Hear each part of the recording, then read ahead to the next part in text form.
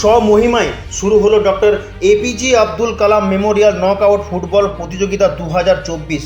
বৃহস্পতিবার অর্থাৎ 5ই সেপ্টেম্বর শিক্ষক দিবসের মহৎ দিনে ড্যানি পাণ্ডেশ্বরে জাঁকজমকপূর্ণ দিবালোকে শুভ উদ্বোধন হলো doctor APJ Abdul Kalam Memorial knockout football প্রতিযোগিতাটির।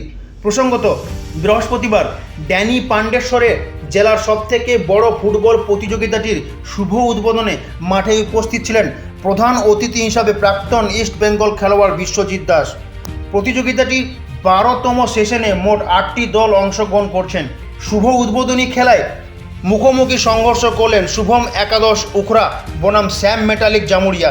এদিন প্রতিযোগিতার প্রথম খেলায় রুদ্ধশ্বাস ম্যাচে শুভম একাদশ 2-1 গোলে পরাস্ত করল শ্যাম মেটালিক জামুরিয়াকে। শুভম একাদশ উখরা দলের 8 নম্বর জার্সিধারী খেলোয়াড় স্যান্ডিকে তার অনবদ্য ফুটবল খেলার জন্য ম্যাচে সেরা পুরস্কৃত করা হয়। এদিন ড্যানি পাণ্ডেশ্বর ফুটবল গ্রাউন্ডে জেলার সবথেকে বড় ফুটবল প্রতিযোগিতায় শুভ উদ্বোধনী ম্যাচ দেখার জন্য মাঠে দর্শকদের ভিড় ছিল চোখে পড়ার মতো।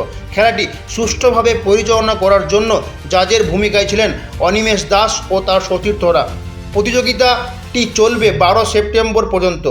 12 সেপ্টেম্বর প্রতিযোগিতাটির মেগা ফাইনাল অনুষ্ঠিত হবে।